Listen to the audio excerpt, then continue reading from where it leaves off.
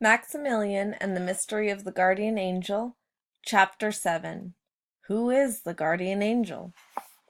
The Guardian Angel is ready to wage war against the assembled forces of darkness. At first, though, chaos reigns.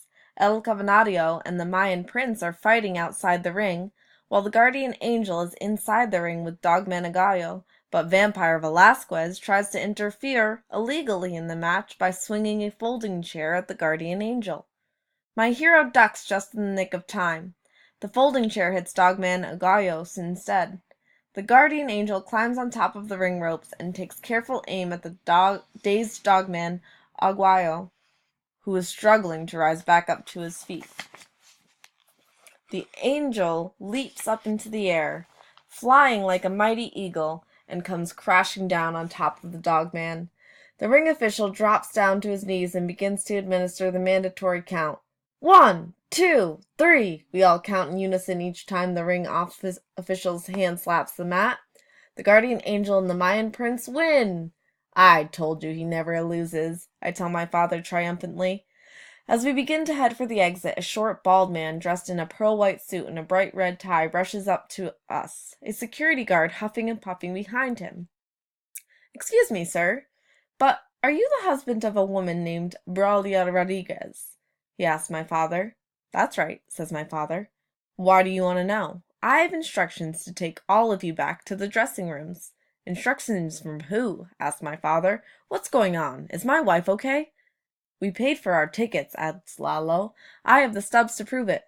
"Nobody is questioning whether you paid for your tickets, sir," says the short man. "I'm just the messenger." "Who wants to talk to me?" my father wants to know. "You'll see," says the little man. We follow him to the dressing room. The caveman is talking on his cell phone. Dogman Aguayo is wearing a red and black jogging suit and is drying off his hair with a towel. He sees me and gives me a low growl. When I take a step back, he bursts out laughing.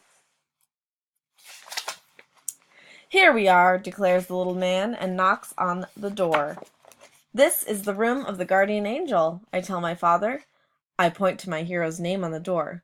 "Please come in," says the Guardian Angel as he opens the door. I am starstruck. I can't take my eyes off him. He stares at me through the cut-out silhouettes of his silver mask with embroidered orange flames. "How's your head, kid?" he asks me with a smile as he touches the bruise on my forehead. It hurts a little," I answer. "I bet it does. That's one unforgiving concrete floor, huh?" he says, and rubs a bruise that has begun to rise on his own left shoulder. During the wrestling match, Dogman Aguayo had scooped up the Guardian Angel and body-slammed him down hard on the arena's concrete floor. "Is Braulio with you all? Is she in town too?" he asks my father. "She is in town, but she and Rita and my future tia Marisol opted to go shopping at Market Square instead of coming to see the Guardian Angel wrestle." "How do you know my wife?" asks my father. "And why do you need to see her?" "Her father's name was Antonio, right?" asks the Guardian Angel. "Yes. Antonio has a sister named Lydia. And a brother named Rodolfo?" "Had," answers my father. "Lydia died in a car crash, and Rodolfo died in a fight in Mexico." "Lydia's dead?" asks the Guardian Angel. The news seems to leave him momentarily speechless. I had no idea. "Who are you?" asks my father. We all watch the Guardian Angel as the Guardian Angel lowers his head and loosens the laces behind his mask. He takes a deep breath and then unmasks right before our eyes. "Rodolfo?" Lalo asks, his mouth dropping open. "Aren't you supposed to be dead?" Chapter 8. Family Reunion.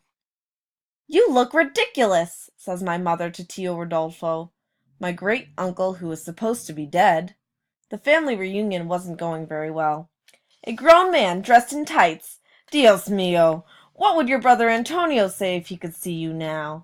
"I'm a luchador," says Tio Rodolfo. "This is the way I'm supposed to dress when I work." "Work? You call that work? You're a clown!" "A clown," says Tio Rodolfo. "I'm the Guardian Angel." I stare in disbelief at the face that belongs to my Tio Rodolfo.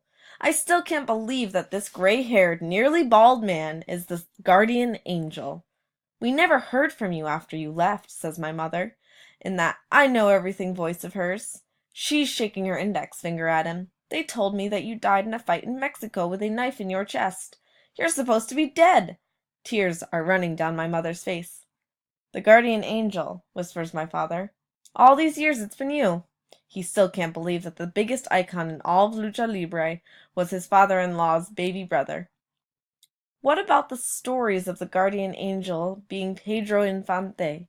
Questions my mother, pushing right up into her uncle's face. Those are just stories, says Tio Rodolfo.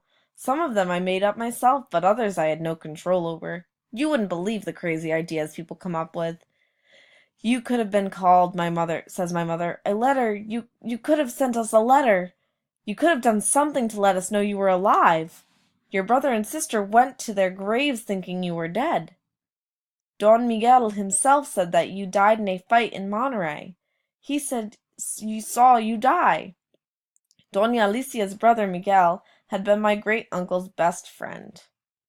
They were always getting into all sorts of trouble. This was something they didn't sit well with my grandfather, who was trying to get his baby brother to pull his life together. Doña Alicia said that Tio Rodolfo was a dreamer. His head had been filled with dreams of fame and fortune. He didn't know how, but he was convinced that he was destined for greatness. The more that my grandfather pushed, the more Tio Rodolfo rebelled. One day he made up his mind and left our small border town never to return. Miguel went with him and returned 4 years later with the terrible news that Rodolfo had died in a fight. My grandfather had taken the news hard and blamed himself. He considered himself his brother's keeper, and had often wondered if perhaps things might have been different if he had gone after him instead of just letting him go. He was certain that he had failed his little brother. I did get in a fight, says Tio Rodolfo, and I did get stabbed in the chest with a knife. He points to a long scar on the left side of his chest. That part is true, and I would have died too if it wasn't for the kindness of a man who changed my life. Tio Rodolfo sits for a moment and stares into space. I was young and lost back then, Brulia. I regret leaving the way that I did. I regret not having been there for you and Lalo growing up. I regret not having been there when my brother and sister died. What happened to you, Rodolfo? Asked my father. How did you end up becoming the guardian angel? It's a long story, says Tio Rodolfo. Well, unless you're planning on dying again soon, we've got plenty of time to listen, says my mother, and she sits down and plants her purse on her lap, ready to hear every detail.